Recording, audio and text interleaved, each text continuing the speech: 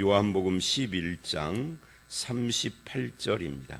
이제 나사로가 살아나는 이 요한복음 11장의 클라이막스죠. 그리고 그게 44절까지고요. 45절서부터 오늘 본문 이제 46절까지 끊었는데 그 45절 이하는 나사로 사건에 대한 반응입니다. 어떤 사람들은 믿었고 어떤 사람들은 고자질을 하고, 그리고 내일 말씀인 47절 이하에는 긴장하는 사람들이 생기고 뭐 이런 이야기들을 하고 있습니다. 먼저 38절부터 44절까지 나사로가 살아난 사건이죠. 여기에 보면은 38절에 이에 예수께서 다시 속으로 비통히 여기시며 그래요. 이 비통히 여겼다라는 말씀 어저께 33절에도 나왔던 거죠. 비통히 여겼다라는 것이 콧김을 내뿜는다, 분노, 또 분노가 아니라 슬픔이라 할지라도 격한 슬픔 뭐 이런 것들이죠. 근데 그런 모습을 또다시 보였습니다. 왜 그랬는가에 대해서는 이제 33절에 왜 그렇게 하셨는가에 대해서는 성경 자체에서 정확하게 뭐라고 말씀을 안 해요. 그래서 죄와 죄의 삭신, 사망과 이런 것들이었을 것이다 라고 성경학자들이 짐작을 하죠. 근데 오늘 본문에서 38절에 비통히 여긴 것은 이유가 있죠. 이 어제 말씀 36, 7절에 얼마나 나사로를 사랑했으면 저렇게 눈물을 흘리시는가, 그러면서 맹인의 눈을 뜨게 한 이 사람이 그 사람을 죽지 않게 할 수는 없었던가, 이런 말에 이제 분노 또는 뭐 깊은 슬픔을 느끼신 거죠. 그러니까 이런 거고 똑같아요. 이 말이 어제 말씀 37절 이야기가 예수를 잘 믿는데 왜 이런 일이 생기는가라고 우리는 그런 그 의문을 표할 때가 많이 있죠. 또 하나님이 정말 구원하신 사람이라면 왜 인생이 저렇게 어려운가라든지, 하나님께 내가 충성을 다하고 신앙생활을 열심히 누구보다 열심히 했는데 왜 내 기도를 안 들어주시는가라든지, 이런 표현들, 뭐 그런 비슷한 표현들이 굉장히 많죠. 그런 태도에 대해서 예수님이 지금 속으로 비통히 여기셨다, 이렇게 말씀을 우리에게 적용할 수 있습니다. 하나님은 우리가 그런 식의 믿음, 그런 식의 신앙생활을 하는 걸 원치 않으세요. 그거는 온전한 바른 신앙생활이라고 할 수가 없기 때문에 그렇습니다.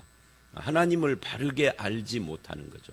하나님과 우리의 관계에 대해서도 바르지 않고 신앙의 뿌리라고 할 수 있는 하나님 또는 예수 그리스도에 대한 이해가 바르게 안 돼 있다는 거예요.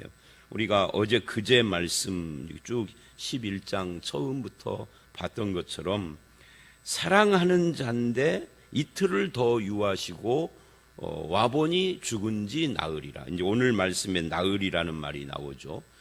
그러니까 이런 거하고 비슷한 거예요. 사랑한다면 그냥 그 순간에 뿅 하고 나타나야지, 그런 거죠. 하나님이 나를 사랑하신다면 내가 어려운 순간 뭔가 역사를 하셔야 되는데 뭐 이런 생각들이죠. 근데 우리가 하나님의 뜻을 모르고 하나님과 우리의 관계가 견고하지 않으니까 그런 불평을 하는 것이다 하는 것을 이 38절 말씀을 통해서 이제 우리에게 적용할 수 있어요. 이 1차적인 적용은 바로 그 비난하는 사람들을 대상으로 한 비통함이지만 우리에게도 같은 태도가 있다 하는 거예요. 그리고 비통히 여기시며, 우리 같으면 이런 비난을 들으면 어떻게 반응을 보일까요? 이러죠. 우리 같은 경우에 A씨 아내, 우린 보통 그런 반응을 보입니다. 신앙생활 열심히 하고 교회 봉사도 열심히 하다가 누군가가 나에 대해서 저건 뭐 봉사하고 저렇게 열심히 한 거 다 이유가 있어 뭐 하면서 누가 한마디를 하면 그냥 속에서 부하가 치밀죠. 그러면 안 해 이런다. 나 안 해. 목사한테 전화 걸죠. 저 다음에는 빼주세요. 이렇게. 그게 이제 우리의 태도예요. 뭐 예수님과 우리를 비교할 수는 없지만 그것도 잘못된 거죠. 하나님 앞에서 충성하고 하나님 앞에서 신앙생활을 하는 건데 사람이 무슨 말을 했다고 고개 베베 꼬여버리는 우리의 모습들, 이것들도 굉장히 문제가 있는 거라고요. 근데 주님은 비통히 여기셨는데 애 아내가 아니라 비통히 여기셔서 그들을 불쌍히 여기고 화도 나고 하지만 당신이 해야 할 일, 하려고 했던 것은 그대로 신실하게 뭐 주변에서 뭐라고 하든 상관없이 쭉 그 길을 가시는, 나사로를 살리실 뿐만 아니라 이 땅에 오신 목적을 이루어 가시는 그런 모습을 보이는데, 우리가 예수 믿는 사람을 흔히 말하기를 예수 닮아가는 사람이다 그럽니다. 우리가 제자라는 말을 성경에서 많이 쓰잖아요. 이 복음서에서 제자라는 것이 배우고 따르고 닮는 자라는 뜻이에요. 마데테스인데 스승을 배우는 자, 따르는 자, 배우기만 하는 학자가 아닙니다. 배우되 그 배운 대로 따르고 닮아가는 자랍니다. 근데 예수님을 배우기는 하는데 닮는 건 없어요. 따르지를 않고. 그러면 이게 가짜 제자인 거죠. 모든 기독교인들은 다 예수 그리스도의 제자입니다. 성경이 그렇게 말을 해요. 그래서 이제 12 제자와 모든 기독교인이 제자다 하는 것을 구분하려고 어떻게 표현을 하느냐면 12 제자는 사도라고 하죠. 사도. 12 사도. 우리는 다 그리스도의 제자들이고. 제자란 주님을 배우고 따르고 닮아야 하는데 여기서도 우리가 그걸 본다는 거죠. 에이 뭐 이렇게 주변에서 말하고 나에 대해서 저렇게 이야기를 한다면 나는 않겠어, 내려놓겠어, 나 그만둘래 하는, 이거는 예수님 닮은 모습이 아니에요. 그래서 무덤으로 가셨습니다. 않겠다고 하지 않고, 목적이 거기니까 뒤에서 사람들이 뭐라고 하든 그것은 중요한 것이 아니죠. 그냥 속으로 비통히 여길 뿐이죠. 저들에 대해서 불쌍히 여기고 화도 나고 비통하게. 그리고는 무덤을 갔더니 무덤이 굴이라 돌로 막았거늘. 우리나라의 무덤하고는 다르죠. 우리는 이제 매장에서 흙을 파고 거기다 묻잖아요.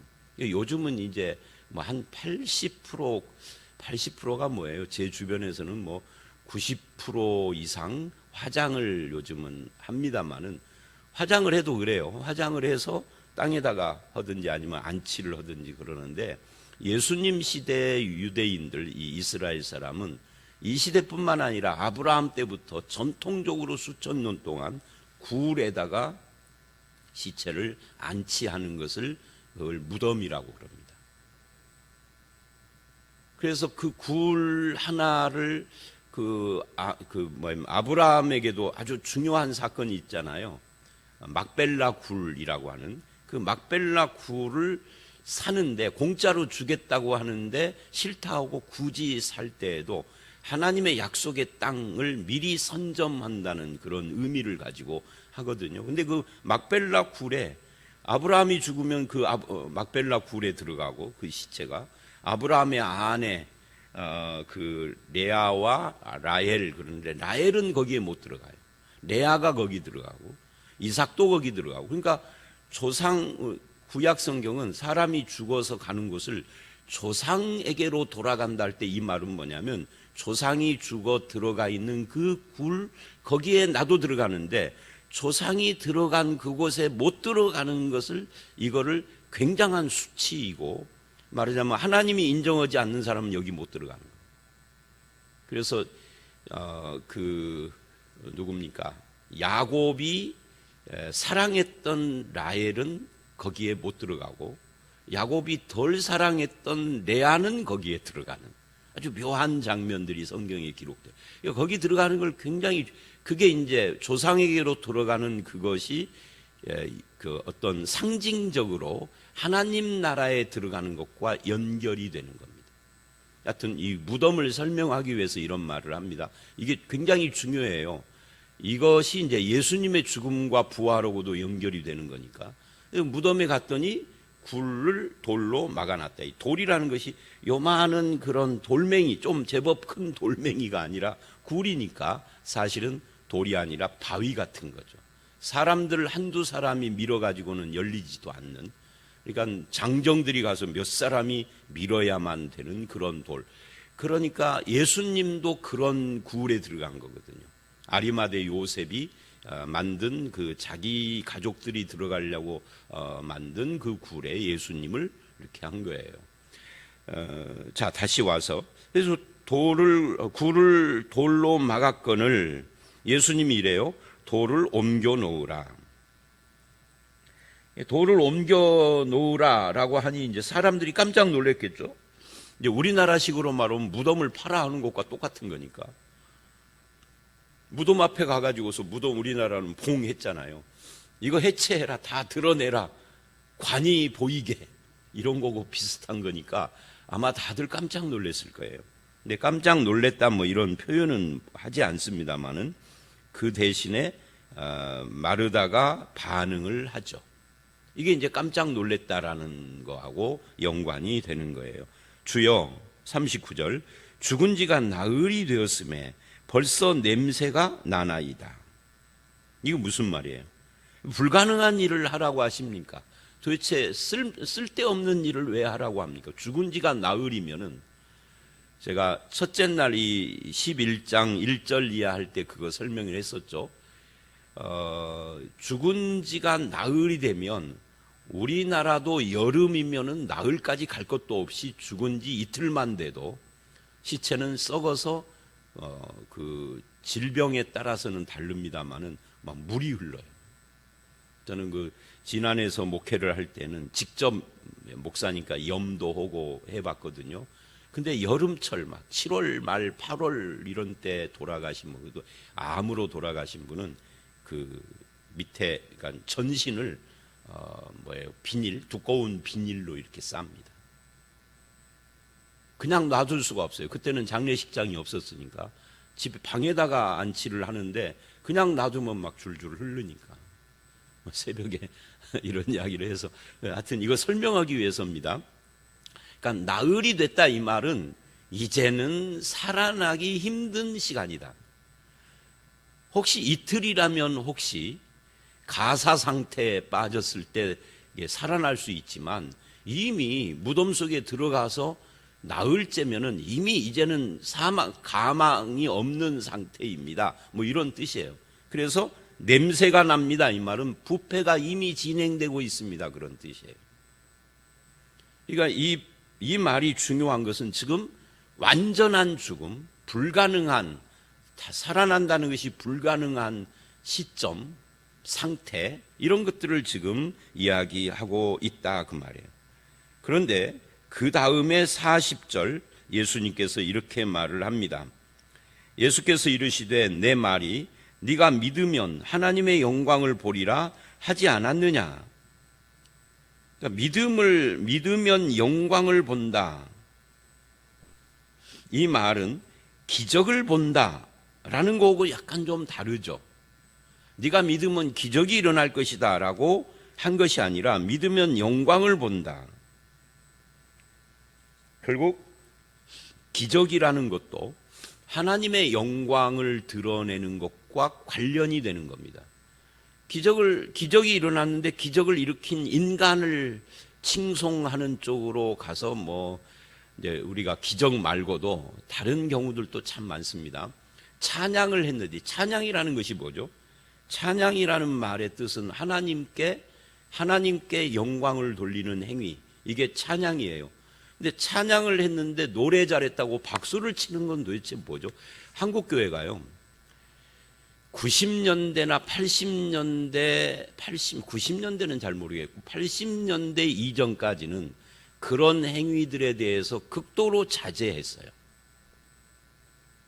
굉장히 자제했습니다. 그런데 2000년대 들어와서 보니까 그런 것을 굉장히 자제했던 보수적 교회들도 다 찬송뿐만 아니라 이 사람이 예배 시간입니다. 예배 시간 이외를 말하는 게 아닙니다. 예배 시간이 사람이 뭐를 하면은 그냥 자동적으로 박수하고 목사도 우리 박수합시다 근데 이제 그냥 박수를 하면 찜찜하니까 하나님께라는 문구를 넣어서 그래요. 근데 실은 인간을 향해서 하면서 제가 너무 보수적인가요?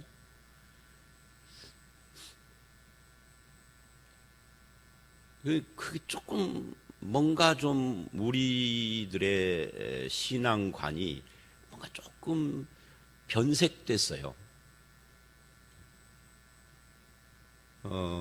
광고 시간이라면 모르겠어요.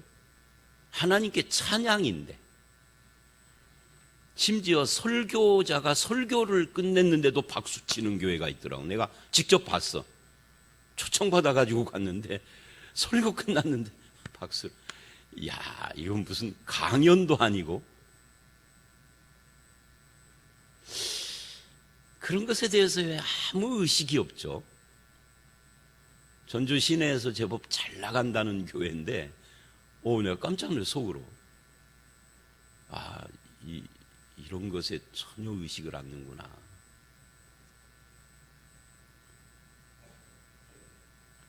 믿으면 기적을 보는 것이 아닙니다. 믿으면 영광을 보리라. 이 모든 것이 하나님의 영광과 관계가 되는 거예요. 와, 놀라운 기적이 일어났는데 박수, 살아난 나사로에게 박수, 기적 일으킨 예수님께 박수, 이런 것이 아니라 영광을 보리라.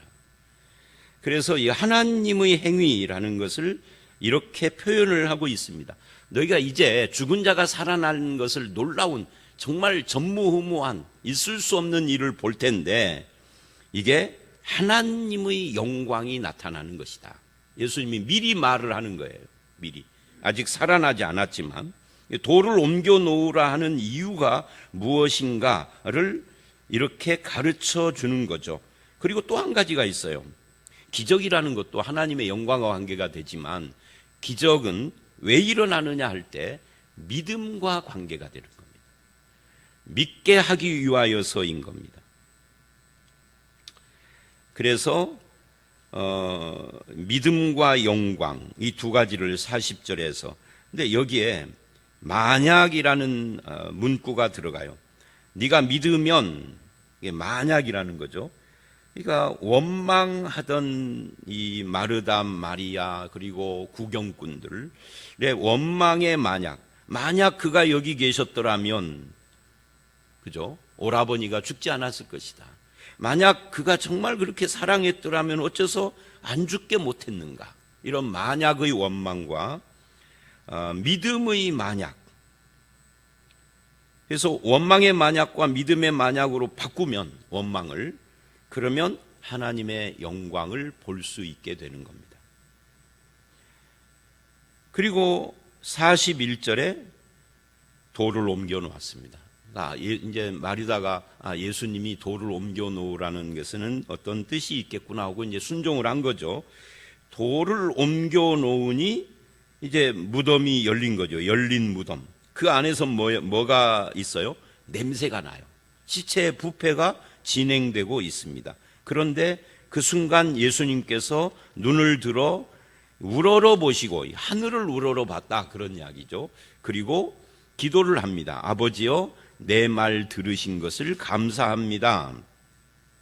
근데 내 말 들으신 것을 감사한다 그러는데, 사실은 아직 아버지께서 들으신 것 같지 않아요. 아무 일도 안 일어났어요. 근데 이미 내 말 들으신 것을 감사합니다 라고 표현을 했다라는 것이 굉장히 의미심장합니다.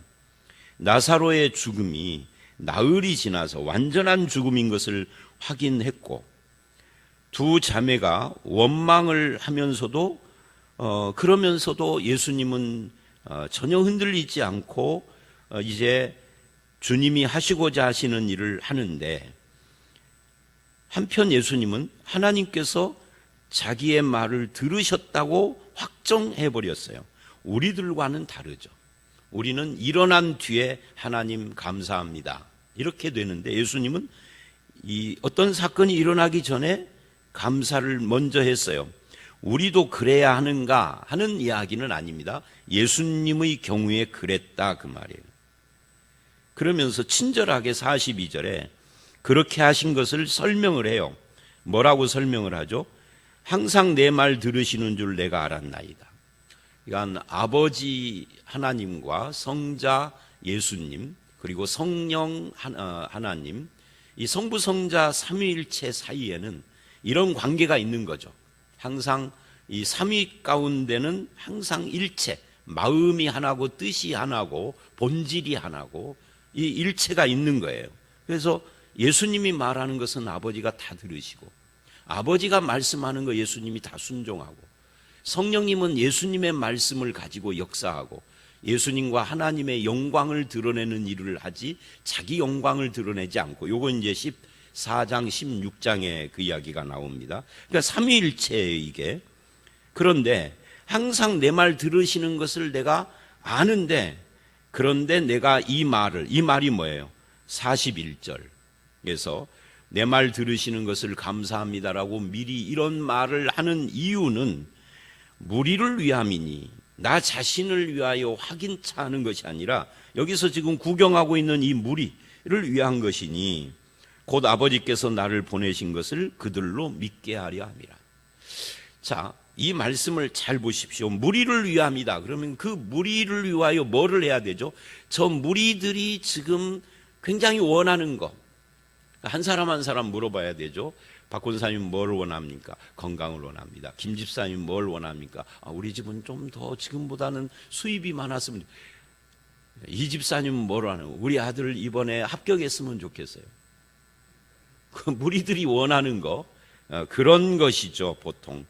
그런데 예수님은 그 무리를 위하여 뭐를 하느냐면 건강 주고 합격을 주고 뭐 돈을 주고 이런 것을 하는 것이 아니라 믿음, 저들을 믿게 하려 합니다.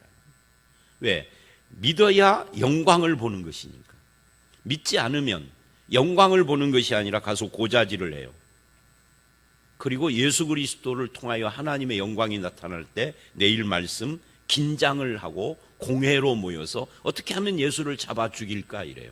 믿음이 없으니까 죽은 자가 살아나는 놀라운 일을 보고도 반응이 서로 다른 겁니다. 믿는 자와 고자질하는 자와 그리고 긴장하는 자.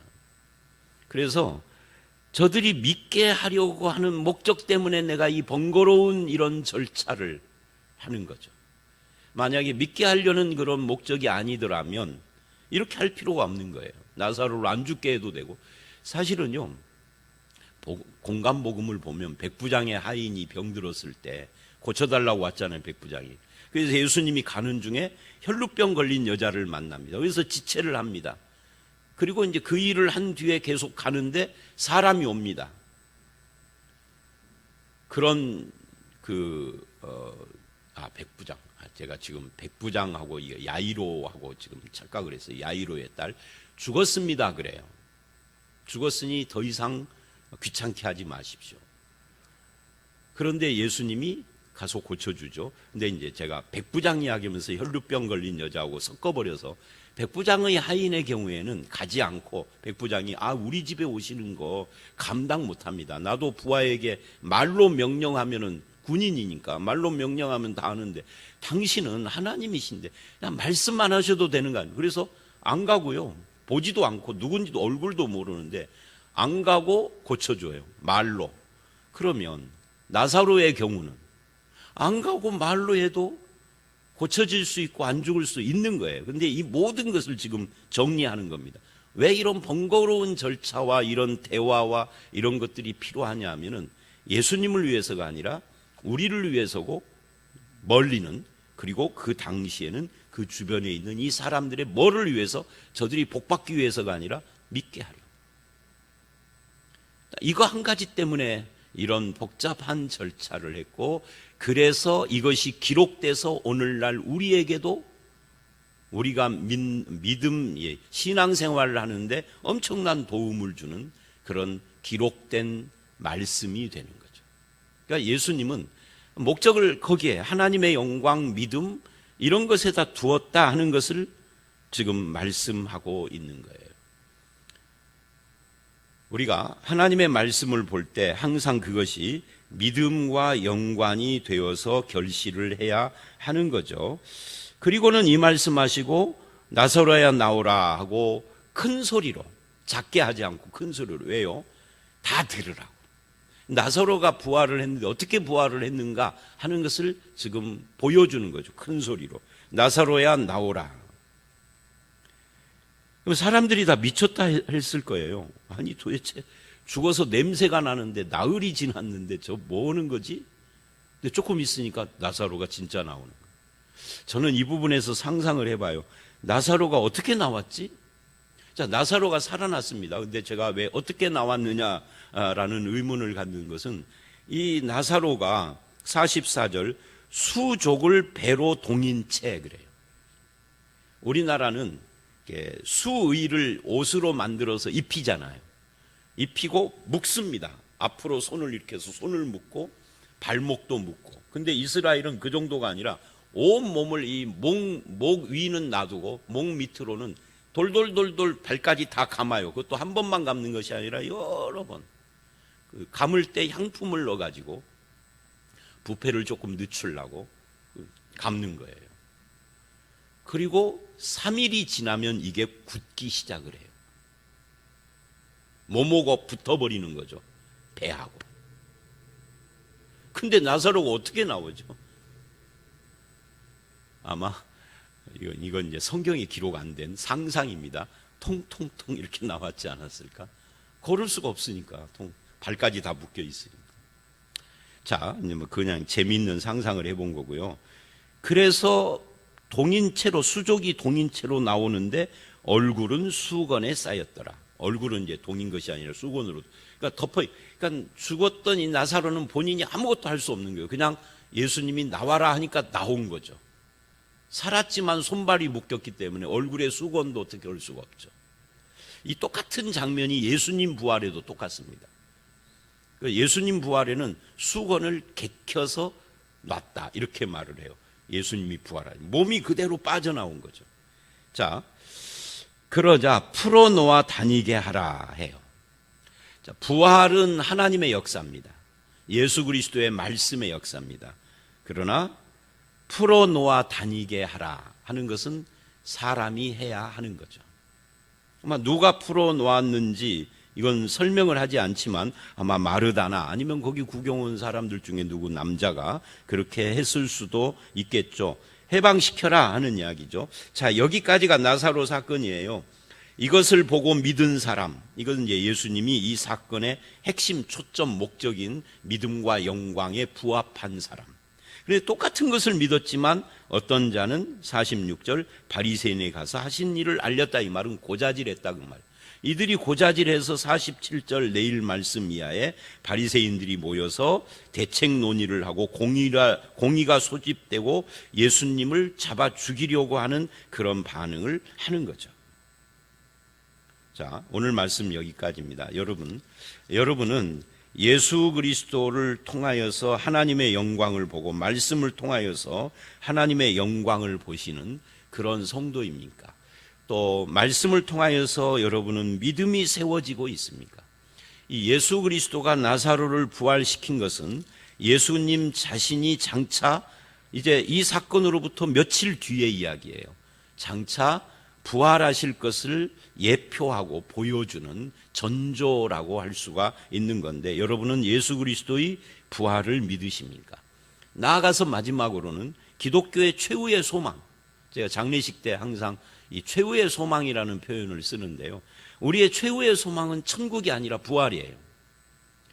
천국도 그 최후의 소망까지 가는데 중간이라기보다는 좀 마지막 부분이기는 마지막 단계이긴 한데 천국에 간다라고 말을 하는데 이걸 중간 상태라고 그래요.